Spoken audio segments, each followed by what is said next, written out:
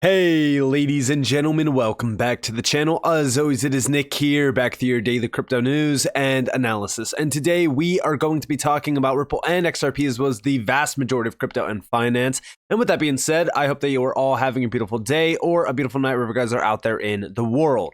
I recently saw this post come up on my timeline from Steven Nerioff, and he's saying Ethereum is merely another fraudulent ICO we've all witnessed.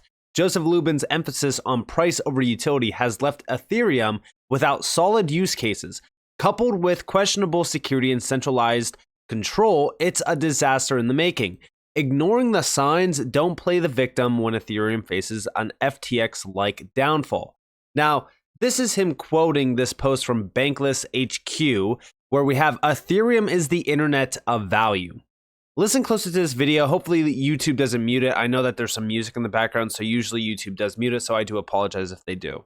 With clever engineering, we'll be in a position where we can do 10 million transactions per second on Ethereum. It sounds insane, but this is where we're heading, 10 million transactions per second. And that's enough for every single person on Earth to do 100 transactions per day. And so we'll be in a position where the whole internet of value can be in one place with shared security. And we only buy into one security assumption, which is that Ethereum is secure. And this brings us to trying to grow the economic security of Ethereum. Right now, we are at $70 billion, which is extremely good. It's 29 million ETH times the price of ETH. But I'm hopeful that we'll get to $1 trillion of economic security, or even trillions of dollars, at which point, we'll have unquestionable security even against nation states. And we'll be in a position where, the internet of value is unquestionably secure, and it's just unquestionably the place where everything happens. Now, what I find funny about this is the scalability concerns, right? They're talking about 10 million transactions, or imagine 10 million transactions per second on Ethereum. Just imagine that real quick for a second. The reason why I say that is because we recently saw a lot of people talking about the transactional fees. For an example, we have down here, it cost me $26 in Ethereum to remove $96. Think about how crazy that is. And a lot of people are moving from Ethereum to Ethereum alternatives. And I even said this is exactly why Ethereum dominance will eventually be usurped to Ethereum alternatives and or just better chains. When you look at Hedera, for an example, game changer, XRP, 3 to 5 seconds to settle, low cost, fraction of a penny per transaction, and they could do 1,500 transactions per second. Now, could we possibly see a future where the XRP ledger is capable of doing 10,000 or even 100,000 transactions per second? It could get there. And we've seen a lot of concerns around scalability, especially with Ethereum, many times in the past. If you guys don't remember, during almost the summertime of 2022, we saw a big launch. It was an NFT launch. It was actually from the Bored Ape Yacht Club. They were launching their metaverse land, and it got launched, and guess what? It crashed Ethereum. And when I say it crashed Ethereum, it basically made transacting on Ethereum impossible for anyone that has less than like $10,000 in their wallet to spend on just gas alone. Guys, imagine dropping $10,000 into the wind. That's what it was. And it was insane. But this is why I say, when you look at Ethereum, it's not going to be utilized for financial use case. It's not the internet of value. Comical statement. But let's actually look into what Steven is saying here, right?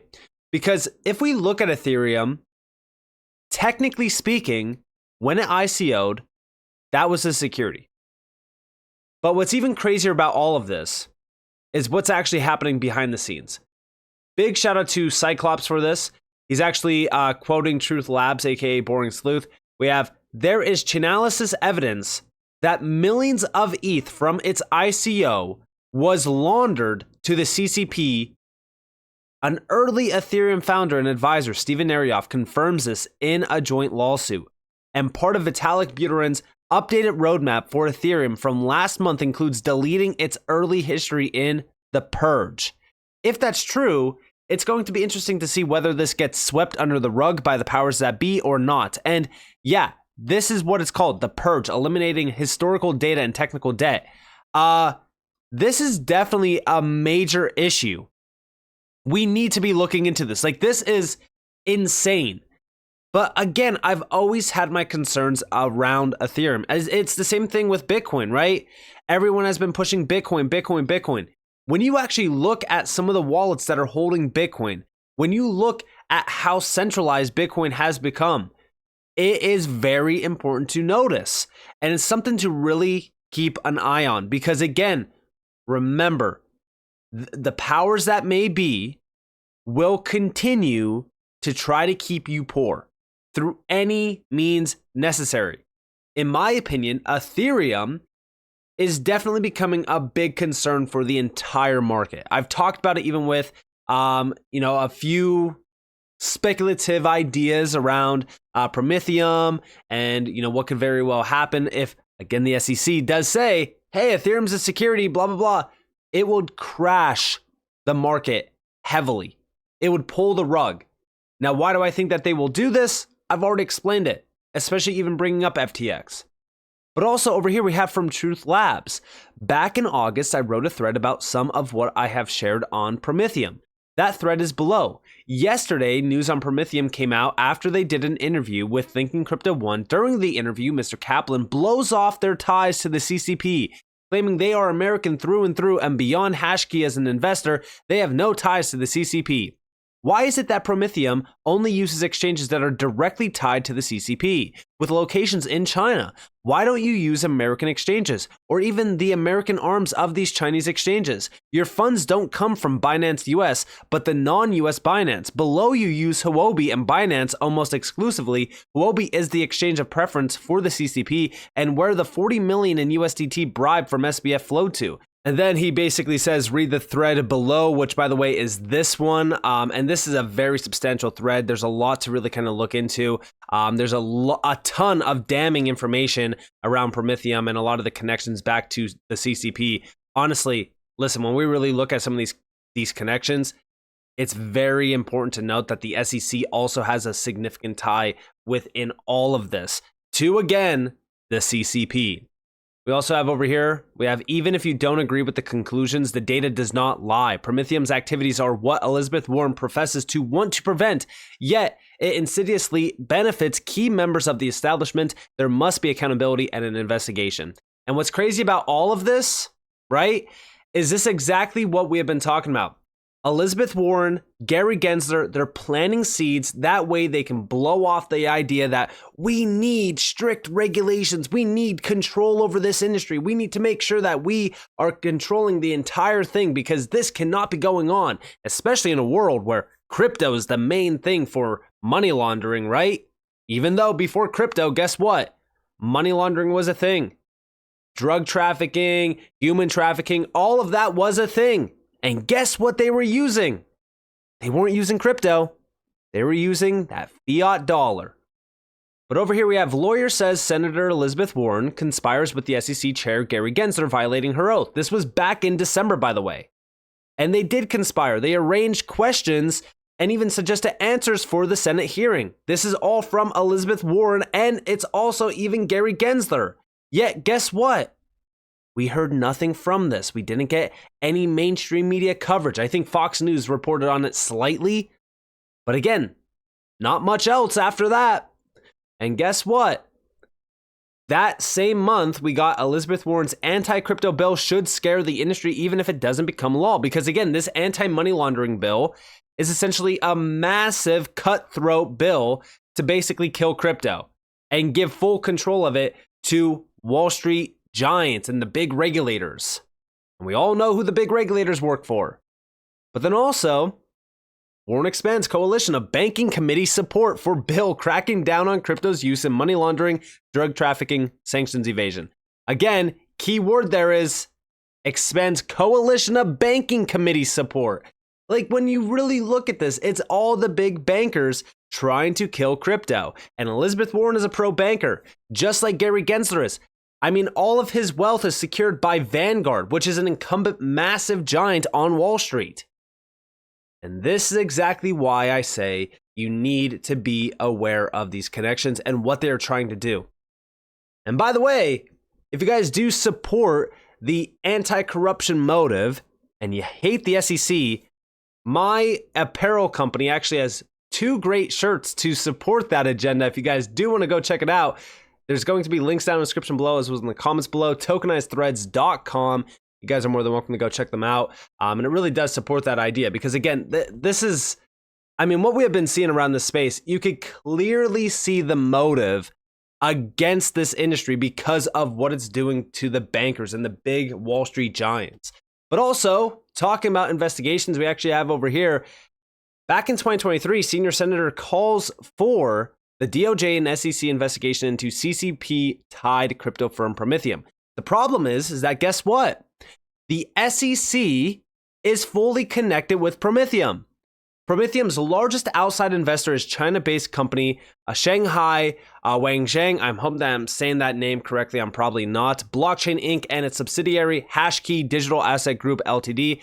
They both have, of course, deep ties to the CCP. And again, not much has been said about this from this point on. I mean, if we go back in time, right, like this was back in August. Since then, there hasn't been much at all. There's been practically zero noise. And now we have Promethium launching their first product, which is Ethereum, which technically speaking is confirming that it's a security. And I'm very concerned on what's going to be happening next with what the SEC is going to try to do with this. It would be right up their alley to basically say, hey, Ethereum is a security. And then guess what? Elizabeth Warren can jump in and say, this is why we need stricter regulations. Ethereum went by for this long. It's going to cause so much pain, by the way. I mean, if they said that Ethereum is a security, do you know how painful that would be for the entire industry? That would be a massive blow, and it would give these regulators and these politicians like Elizabeth Warren all the ammunition that they need to say, we need to control the space. We need to have extremely strict regulations, and we need to make sure that we are in control. And by the way, big shout out to Steven Narioff yet again. He has Promethium's declaration of Ethereum as a security extends beyond regulatory semantics. It's a move by entities with deep CCP ties aiming to control the narrative and the crypto space. The silence on the matter, especially from figures like Gary Gensler, only deepens the intrigue. Our very own chair of the SEC, Gensler, gave Promethium Inc. an unprecedented magic bullet list that effectively allowed them to declare Ethereum a security. This move sidesteps the alarming issues within Ethereum that could jeopardize its acceptance and expose systemic corruption.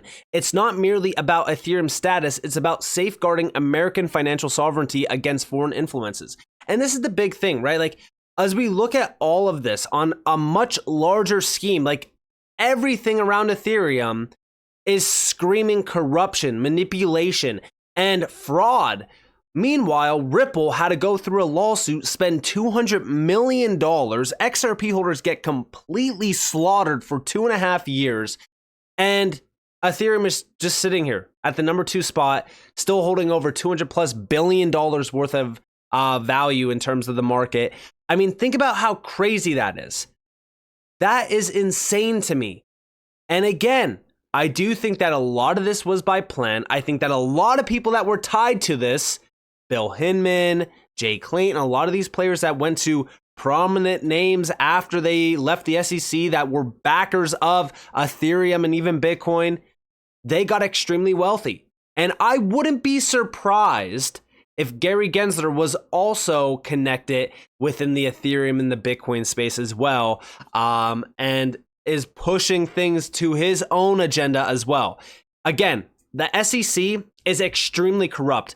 All of these government agencies are extremely corrupt as well. And I've talked about it in the past many times. But with that being said, I hope that you guys enjoyed this video. If you guys did, definitely leave a like, subscribe, turn notifications on because more free content. You guys are more than welcome to follow me on Twitter and join the free Discord in the description below. And with that being said, guys, thanks for watching. It's been Nick. Peace out.